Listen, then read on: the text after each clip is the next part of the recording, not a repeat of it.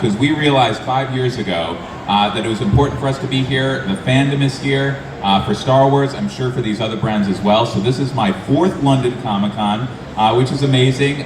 First one since 2019, obviously. We took a break from all conventions due to COVID, but it's amazing to be back. I mean, I'm so excited to be back. It's been a long time coming, and it's just an absolute pleasure to be back here.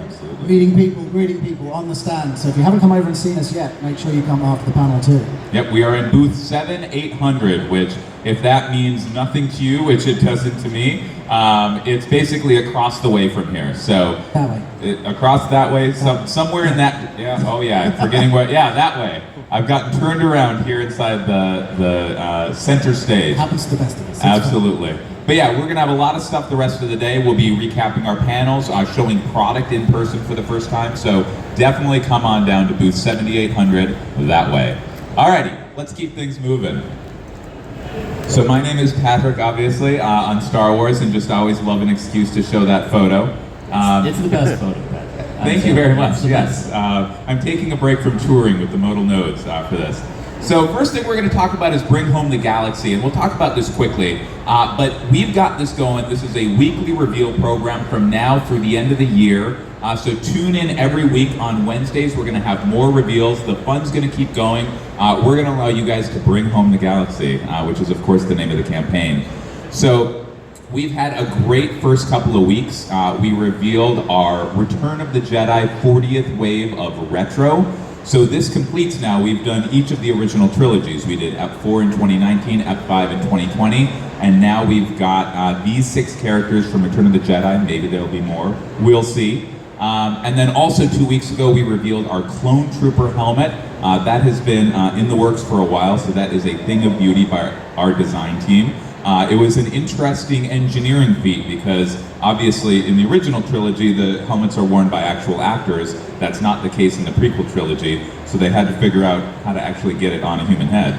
And then of course this past week, Luke's green Return of the Jedi 40th lightsaber, first time in FX Elite. So some great reveals as part of the Bring Home the Galaxy campaign, and there's going to be more, so tune in next Wednesday for more.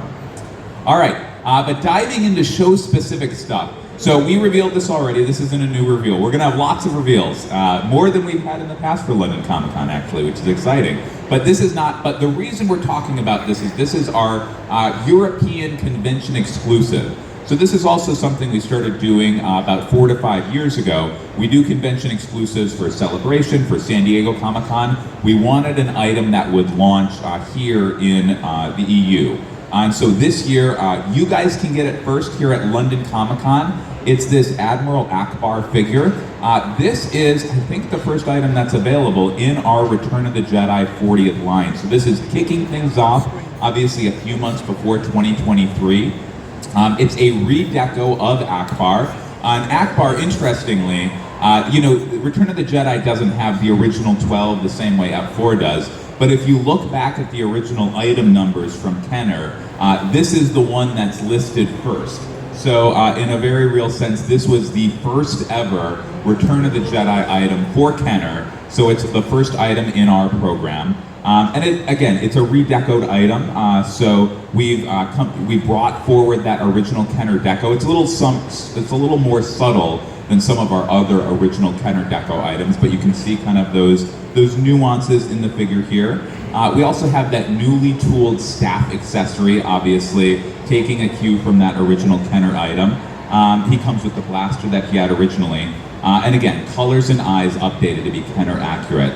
Those colors overall are a little more vibrant, which is great. And he's on stand now as well, right? So he once is, you finish here, you can go over to the stand, you can see him in person, and we can actually help you purchase him right now so that he can be with you in the week. Absolutely, yeah. I think how it works, correct me if I'm wrong, I have the notes here so I get all the details right. If you stop by the booth, you can get a one-time use QR code, only available to people here at London Comic-Con for now. You scan that and you can buy it again. No one else can do that. That's it. So we on stand, if you head over to us in the very fetching blue t-shirts, we can direct you. So we have QR codes available on stand, which we can give to you. You scan, it takes you to the Hasbro Pulse site, and it's nice and easy from there. Absolutely. The rest of the world is not going to get a crack at this until November 2nd. They can pre-order it on November 2nd at 1 p.m. Rhode Island time, which I think is 5 p.m. Here, because I think for next week it'll be a 4-hour gap instead of a 5-hour gap. I double-checked that several times because I know getting the times right is important, and I'm seeing some nodding. I get a lie-in tomorrow morning, right? There's an extra hour. Exactly. We actually get 2 extra hours, one this week and one a week from now, so that is the dream if you can make it happen. And then, of course, we just wanted to show the packaging. The Kenner-inspired packaging is important for these Return of the Jedi 40th items. It, of course, comes with that logo to celebrate the anniversary and looks stunning, just like Akbar did originally nearly 40 years ago. So, that's our EU convention exclusive. Very exciting to recap that. Definitely come down to the booth. But who wants to see some newly revealed product items never seen before? All right, there we go. And of course, as mentioned, the 40th anniversary of Return of the Jedi is going to be a big beat next year. I think it takes the logo a little while to get up, which is fine. So 40th anniversary of Return of the Jedi is going to be one of our biggest beats in 2023. It's the conclusion of our 40th anniversaries. We started these in 2017, now we're finishing it off, and then it's 4 years until we start doing 58-year anniversaries in 2027. Can't wait for that. So the first items we're sharing, we pipeline revealed, and they're repacks. These are our specialty wave. We want to get them back into the line. We just want to show what the product will look like because there's a few updates, but then we will definitely get to some brand newly tooled vintage items, which is great. So the first 4 items that we're showing, obviously, again, we pipeline revealed these. I'm sure you guys are familiar with these items since they're re-releases, so we'll go through the details quickly. So obviously, first there we see Woof, which I love saying that name. He has great texture with that soft goods skirt, obviously very iconic to this item. The deco really pops on this item with the scaly texture of his portrait. Obviously, he comes with his removable hood, his removable bandolier, the blaster pistol, and his staff. Up next is the Cathaba Skiff Guard, VC56, of course. He's going to be re-released with his red bandana variant, since that obviously matches the card back for this character.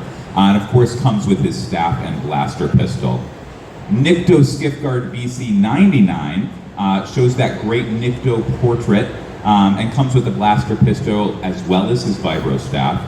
And then last but not least, the most recent one, obviously this one is I think 4 years old, came out in 2019. Salt Murray, of course, better known as Yak Face, VC132. He comes with that soft goods robe and his vibro staff. Staffs are apparently very hot right now. Everyone's got a staff, so I need to get myself a staff. I don't have a staff. I know, we'll get you one, Alex. Did you get any staffs this weekend? I know, hey, everyone needs a staff. We'll make it happen. Star Wars authentic. And a quick look at the packaging here for these. Again, this should look familiar. These are re-releases. All of these figures will come in their original film-out packaging with, of course, that special logo. Everything in the 40th line will have that special logo. So, that is our specialty wave, but up next we do have our first newly tooled item here in the vintage collection for the Return of the Jedi 40th. We've pipeline revealed it already, so you know it's coming. But we thought it was really important to retool this item. It's so iconic. It's our first newly tooled vehicle in a long time. Ooh. It is, of course, not woo, woo. It is, of course, the speeder bike and biker scout. So Return of the Jedi brought us some really great vehicles, right? And this is one of those most iconic vehicles from that great third act from Return of the Jedi, the Endor scene. We see it a lot of different characters ride it. And we definitely wanted to do the definitive version of this item, so that we can set all of those amazing chase scenes. Again, it's fully newly tooled from the ground up. Basically, the previous one wasn't quite entertainment accurate, and knowing the importance of that detail, we wanted to get out the definitive version of the speeder bike for the Return of the Jedi 40th celebration, since it is so important. And it is more detailed than ever before. So some new great photos here. The opening, you can see there in the image, the opening front end opens up, obviously to display the engine internals. This is similar to what we did with our Black Series speeder bike several years ago, and we wanted to achieve that same detail here in the new definitive vintage version. The back end has those opening flaps as well, which is fantastic, and a removable bedroll on the back of the bike as well. You can see here on the next side, it also comes with, and this is cool, we didn't do this in the Black Series version back in 2014, it comes with a 3-position clear stand. It's very simple innovation, but it's really cool. You can pose it in different flight levels. So you can see here we've got it in the parked hovering position for figures just lounging around, taking a break, obviously. It's very casual. Absolutely, he's just chilling. Being a scout trooper is hard work, so you got to take a break where you can get it. So that's this particular stand. We have it, or we will have it posed out in the booth, positioned in that higher position for more extreme angled poses. And then it also has a middle position, you can see kind of the notes there, for more day-to-day flights, just the routine patrols around the galaxy.